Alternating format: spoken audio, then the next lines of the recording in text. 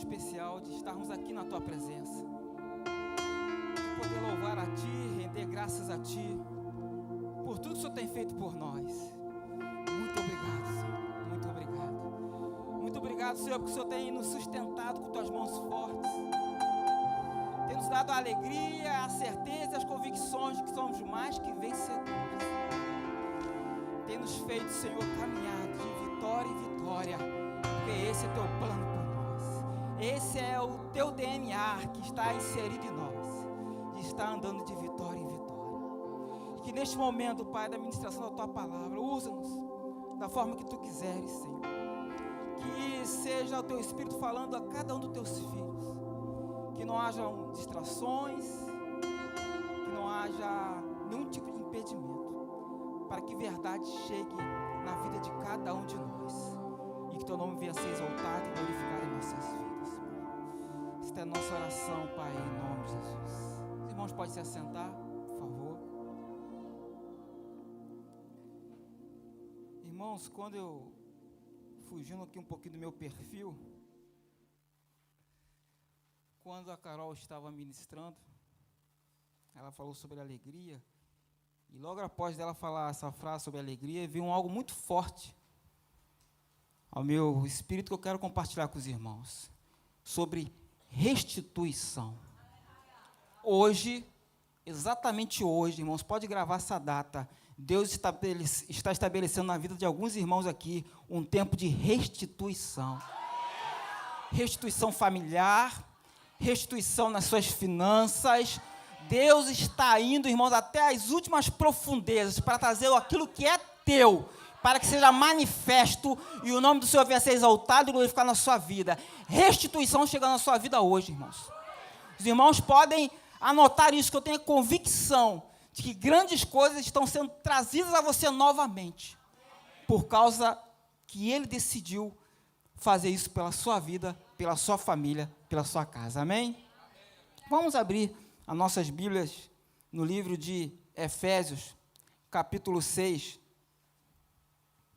versículo do 10 ao 13. Irmãos, eu comecei a usar aqui meu celular para me ajudar quando estiver ministrando, falando alguma coisa, só que, irmãos, eu prefiro o papel mesmo. É essa a realidade. Entendeu?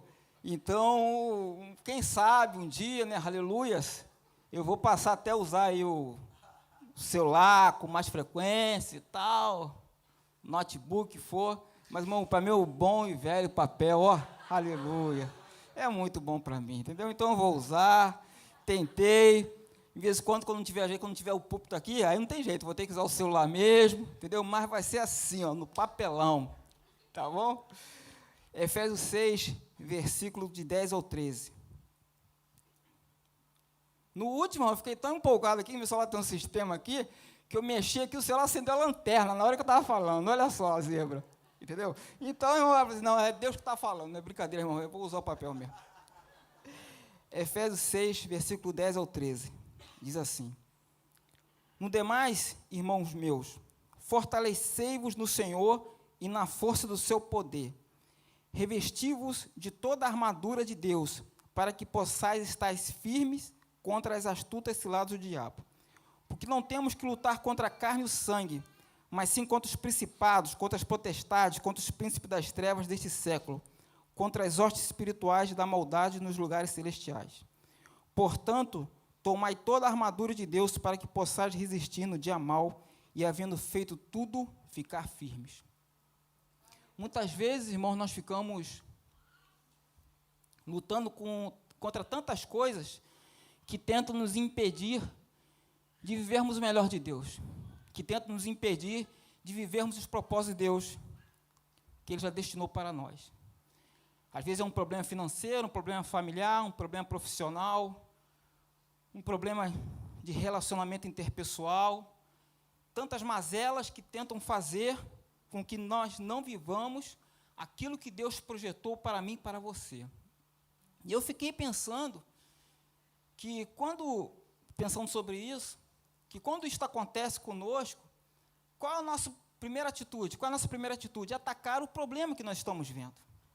Né? Se é um problema financeiro, eu vou correr atrás do dinheiro. Se é um problema familiar, eu vou tentar resolver. Se é um problema de saúde, eu vou procurar um médico, vou procurar um especialista, vou procurar o remédio. Enfim, nós só queremos atacar o que é aparente, o que está no nosso primeiro plano.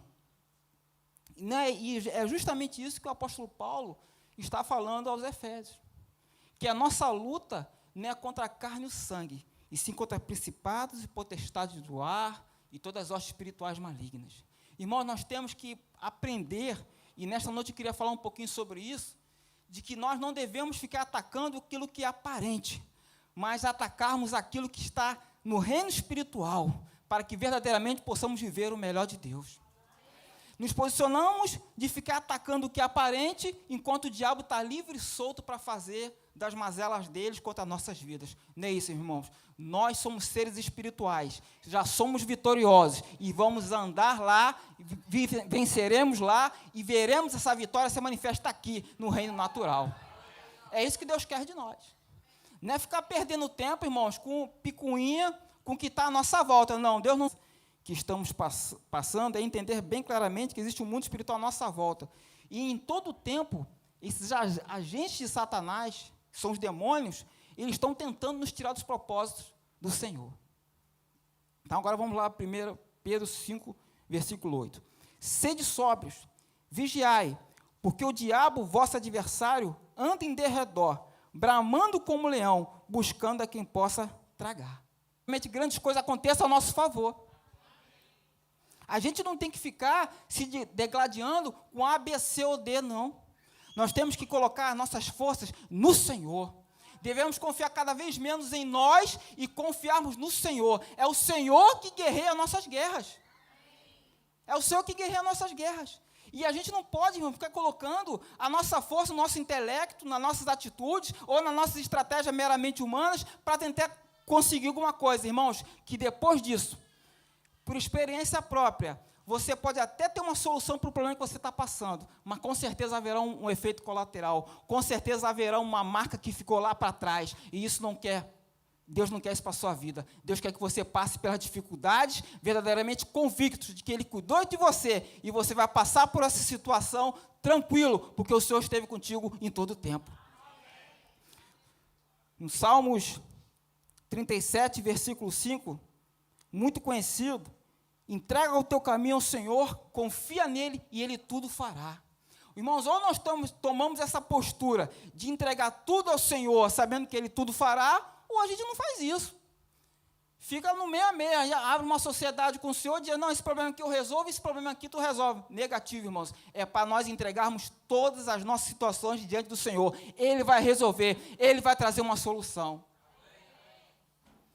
Deus nos chamou para isso, irmãos, para vivermos intimamente com Ele, tendo a certeza de que cada detalhe da nossa vida, Ele está cuidando. O Deus que nós servimos é um Deus de detalhes. Quando Ele deu lá para Noé fazer lá a arca, Ele falou: Noé, tu vai fazer assim, assim, assado. Cada detalhe, Ele explicou para Noé. Deus é o Deus de detalhes. Quando falou para Moisés como é que seria o tabernáculo, até com a cortina lá do templo, Ele se preocupou. Deus é um Deus de detalhes, e não vai ser diferente nem com a minha vida, nem com a sua vida. Cada detalhe está escondido diante do Senhor. Não se preocupe, irmãos, Deus está cuidando de você. O tempo, irmão, predeterminado com Ele, vai acontecer ali, não vai ter cariação nenhuma, não. A verdade vai aparecer, e vai ficar envergonhado quem estava mentindo, e acabou. Essa tem que ser a atitude do crente. Irmãos, então não seja um crente de delegacia. Entrega os teus caminhos ao Senhor, e Ele vai estar agindo a seu favor em toda e qualquer situação. Lá em 2 Coríntios 4,18, diz assim, olha: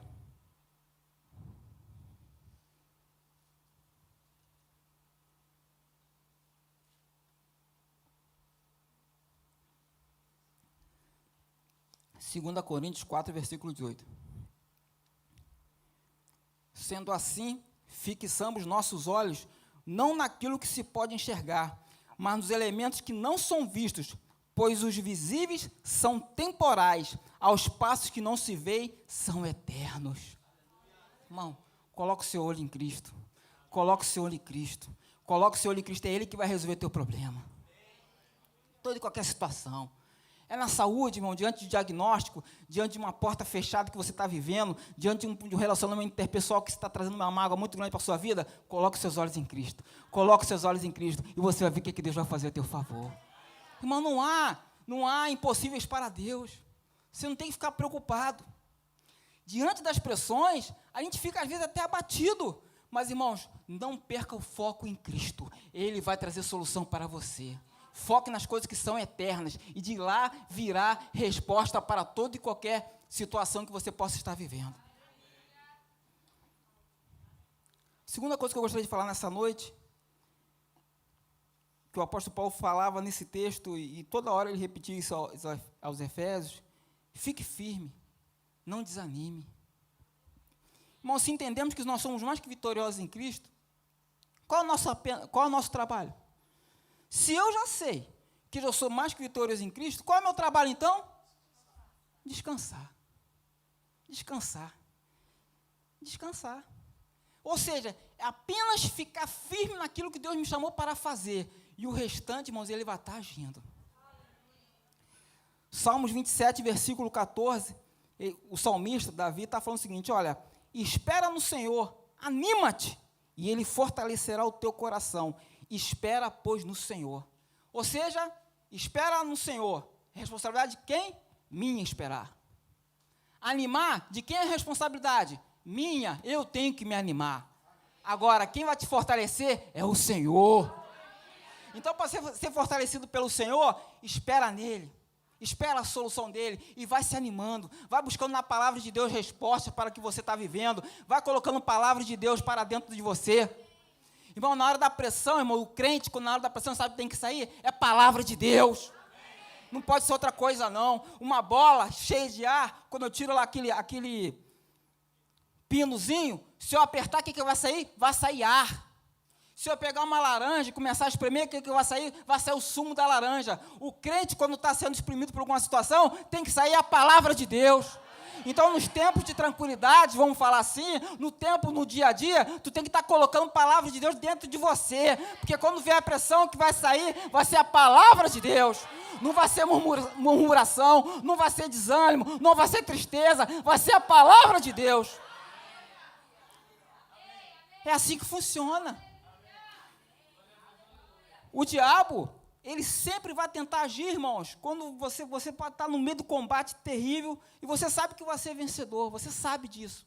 Você está ouvindo a palavra, você está sendo cheio do Espírito Santo cada vez que você vem aqui no culto, de participar dessa unção coletiva, mas no dia a dia ele vai devagarzinho tentando colocar o quê? Desânimo em você. O desânimo ele vai tentando entrar. Você começa a se fazer perguntas que não tem nem nada racional naquilo, é simplesmente para tentar desestabilizar suas emoções. E você não pode aceitar desânimo na sua vida. Você não pode ter esse comportamento de cair nas mazelas, no papo furado do capeta. Você tem que botar a palavra de Deus para dentro de você e mostrar para Ele quem é você em Cristo. Você não pode aceitar isso. Agora, na hora que tiver o desânimo de vir para a igreja, na hora que tiver o desânimo de orar, na hora que tiver o desânimo de ler a palavra, irmãos, é que você tem que ser determinado. Eu vou à igreja assim, eu vou ler a palavra assim, eu vou orar assim, eu vou falar em novas línguas assim. É essa atitude que eu tenho que tomar. Você não pode agir diferente. O desânimo não faz parte da sua vida. Existe uma instrução nesta noite para você. Anima-te. Anima-te. Não aceite isso. Não aceite isso.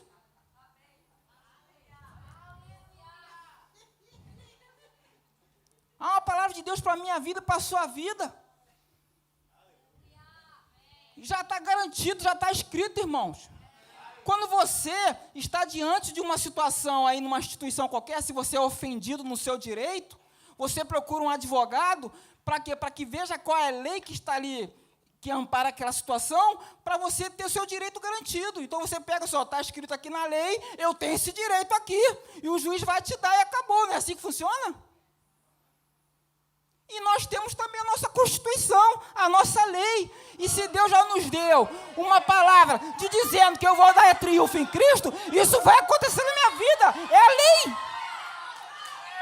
E eu não vou agir diferente. As autoridades vão ter que se submeter a esta palavra. Os demônios vão ter que se submeter a esta palavra. As circunstâncias adversas vão ter que se submeter a essa palavra. É porque está escrito. É uma lei espiritual. Não tem que negociar, irmãos. Tem certas coisas que são inegociáveis. Eu posso negociar a compra de uma blusa ali na Adidas. Eu posso negociar a compra de um carro, uma passagem aérea. Eu posso negociar. Agora a palavra de Deus, irmãos, é inegociável. Não tem conversa fiada.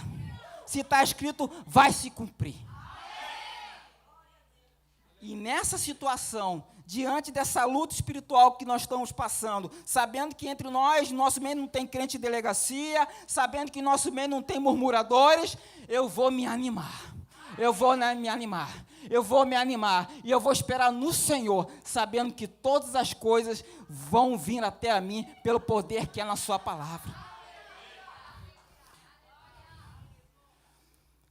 A outra situação que eu gostaria de falar nesta noite: seja vigilante.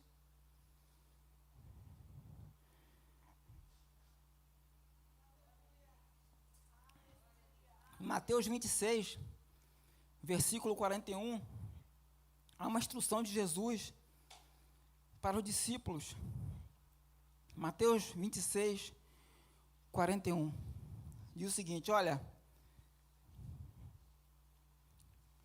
vigiem e orem para que não caia em tentação. O espírito está pronto, mas a carne é fraca. O nosso adversário está sempre lançando cilada contra as nossas vidas. Eu acabei de ler lá em 1 Pedro 5, versículo 8. E como que a gente vai combater isso? Vigilância.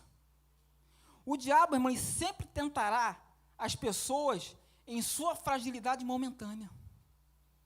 Não fica pensando que você vai se tentar naquilo que você... Não, eu sou o cara, eu sou bom nisso, aleluia. Oh, aleluia, pode vir quente que eu vou voltar fervendo, nem sei como é que se fala isso. Mas, meu irmão, não é assim que funciona. Não é assim que funciona. Ele vai atacar você na sua fragilidade momentânea. Olha só o que aconteceu aqui em Mateus 4, versículo 2 ao 4. E tendo jejuado 40 dias e 40 noites, depois teve fome. E chegando-se a ele, o tentador disse: se tu és o filho de Deus, manda estas pedras se tornem pães. Ele, porém, respondendo, disse: está escrito, nem só de pão viverá o homem, mas de toda a palavra que sai da boca de Deus. Jesus, 40 dias sem comer, meus irmãos. O que ele estava, irmãos? Fome. O que o diabo oferece? Comida. Fragilidade momentânea. Naquele momento, Jesus ele estava frágil naquela área ali, mas ele não abriu mão da palavra de Deus. Ele foi vigilante e combateu com a palavra de Deus. Irmãos, nas áreas que você sabe que há uma deficiência na sua vida, cada um faça um exame de si próprio, seja vigilante, coloque toda a tua guarda ali, coloque os canhões, coloque blindagem, coloque o que for, seja vigilante. Se você tem problema com o sexo oposto, corre do sexo oposto. Se você tem problema com entorpecente, corre de entorpecente. Se você tem problema com dinheiro, seja extremamente regrado com o seu dinheiro. Não abra mão. Seja extremamente vigilante naquilo que você tem a fragilidade. Seja vigilante. Porque vai ser nessa área que o diabo vai tentar derrubar você. Então não aceite isso. Seja vigilante. Quantos caíram, irmãos? Porque se rotulando como cara, ou como uma mulher imbatível, mas não admitindo pequenas falhas no seu caráter, levaram uma vida, está tudo certo. Vamos embora. Mas quando chegou no momento certo, porque o diabo é um bom estrategista, ele lançou ali a armadilha. E naquela fragilidade momentânea, a pessoa caiu. E se hoje está sendo dado esse alerta aqui, irmãos, é porque Deus te ama. Deus quer ver cumprido na sua vida tudo aquilo que Ele planejou e projetou para você. Cabe a você tomar essa atitude ou não. E eu espero que a sua atitude seja ser vigilante e tomar posse daquilo que Deus reservou para você. Não abra mão de uma vírgula. Não abra mão de nada. Mas eu não preciso disso, pastor Antônio. Precisa sim, depois tu abençoa os outros. Não abra mão. Seja vigilante, irmãos, com o que se fala.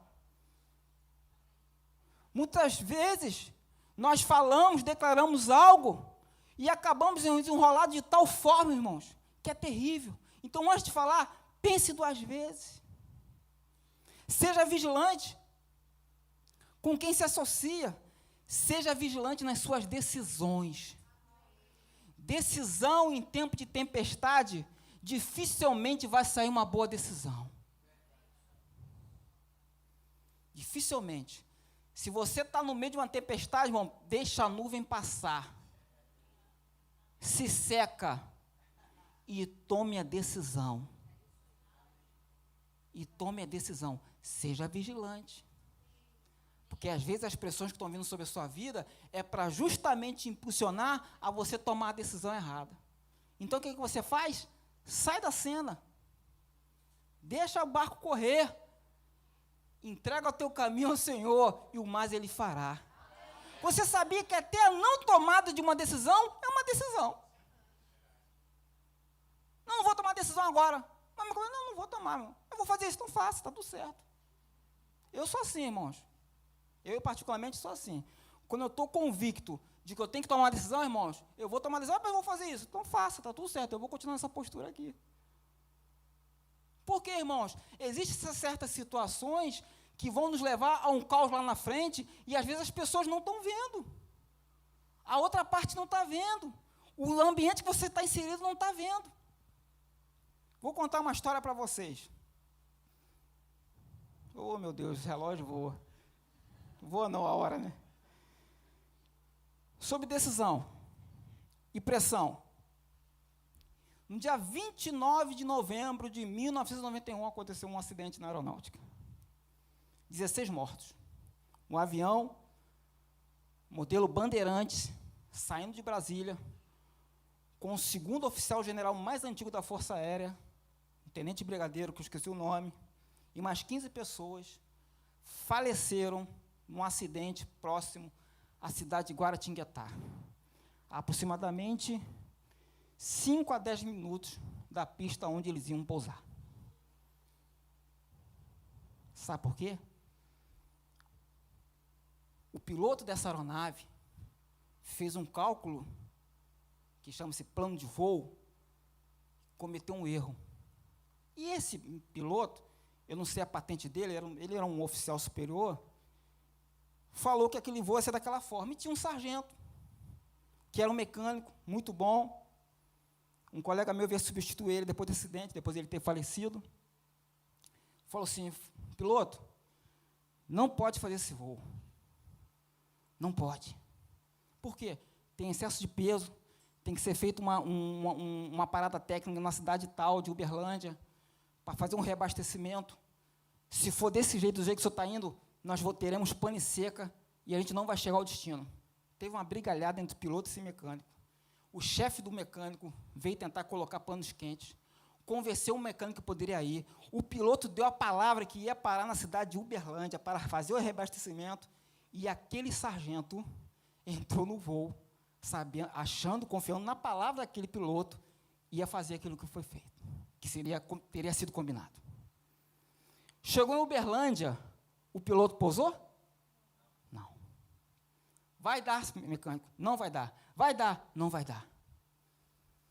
Quando chegou na Serra da Mantiqueira, a 5 minutos mais ou menos de Guaratinguetá, eu gravei a data, foi o dia da minha formatura na Escola de Especialistas de Aeronáutica. O avião bateu na montanha. Ninguém sobreviveu. Ninguém.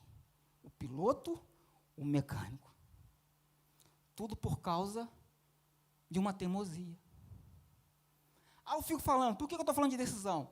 Diante de decisões, às vezes, se aquele mecânico tivesse a postura, falar assim, olha só, eu vou ficar preso aqui, o senhor me diz onde é que eu vou ter que dormir aí meus 30 dias, porque no quartel é assim, né, irmão? Escreveu, não leu, cadeia. Eu sou desse tempo. Me diz, vou avisar para minha esposa, minha mãe, meu pai, para me entregar aqui uma maçãzinha para me comer aqui enquanto estiver preso, mas eu não vou entrar nesse avião. Mas, irmão, diante da situação, de talvez querer agradar as pessoas que estavam à volta, ele resolveu entrar naquele avião. E o final eu já contei para vocês, morte. Então, irmão, diante de uma pressão, não tome decisão. Amém?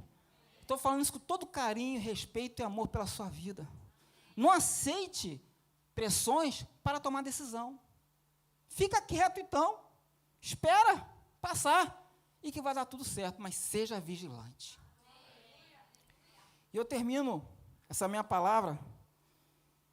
Vou passar aqui para o meu irmão Diogo. Resista aos ataques satânicos.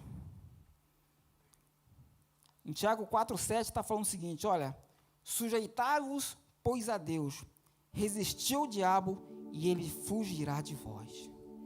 Resista à provação, resista à tentação, resista a tudo que tenta fazer com que você saia dos caminhos do Senhor. Não negocie com a palavra de Deus. Não negocie com as convicções que você tem no seu coração. Não negocie. Às vezes o pecado, ele está bem próximo de você, com apenas um objetivo, te algemar, te prender, fazer que você fique imobilizado no tatame, para nunca mais avançar para lugar nenhum. Então resista ao diabo. A palavra de Deus diz, olha, ele vai fugir de você. Eu quero te dar essa notícia para você, talvez você não saiba. Ele vai fugir de você. Cabe a você resistir, e Deus vai te dar vitória. José, um menino cheio de promessas de Deus, com um futuro brilhante. E eu quero falar para todos vocês, principalmente os jovens que estão me ouvindo agora. Ele teve que dar um não, muito difícil. Ele já tinha sido humilhado, ele já tinha vivido várias decepções, e aquela mulher lá, como diz o Cláudio Duarte, né, a esposa do Boitifar, estava oferecendo muitas coisas para ele, inclusive um apoio emocional, porque talvez ele estava precisando disso naquele momento.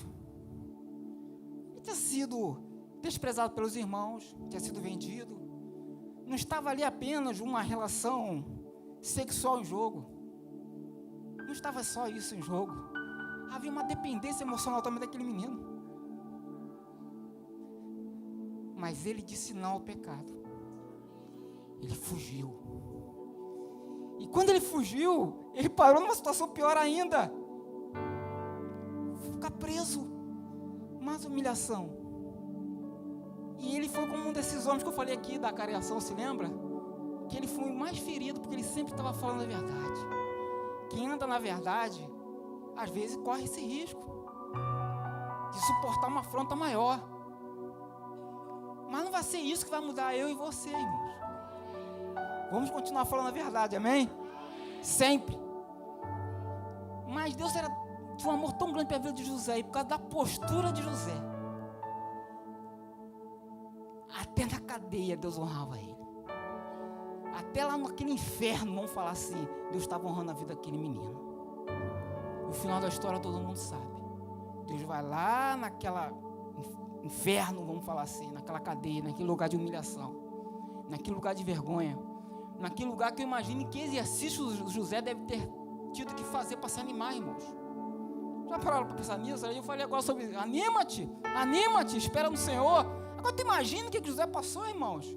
Como que esse garoto ia ter cabeça para pensar em se animar diante de tanta coisa ruim que ele passou? Foi vendido pelos irmãos, era um filho bem quisto pelo pai, andava com uma túnica de cores, estava em evidência, e de repente estava como escravo em outra nação. E como se não bastasse todo esse contexto, sempre zelando pelo caráter dele, querendo ser fiel a Deus, ele para num lugar pior ainda.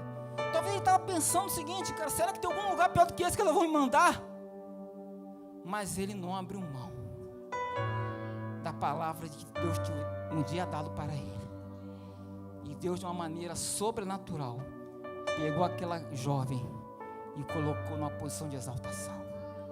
E não vai ser diferente com a sua vida que está aqui nessa noite. Não vai ser diferente com cada um de nós, porque nós optamos em servir ao Senhor, em adorá-lo em espírito e em verdade, e não abrir mão da sua verdade, sabendo que Ele tem o melhor para nós. E por mais que nesse momento, talvez, o diabo, os demônios, a capetaiada toda, possa estar batendo palma por uma situação adversa que você possa estar vivendo, eles estão batendo palma porque eles são mentirosos, eles sabem onde vai dar isso.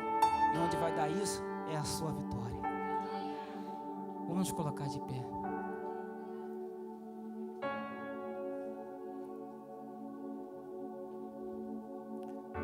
Senhor, nós estamos alegres e felizes porque nós sabemos que quem dá a última palavra a nosso respeito é o Senhor. E a palavra que o Senhor tem para nós é uma palavra de vitória.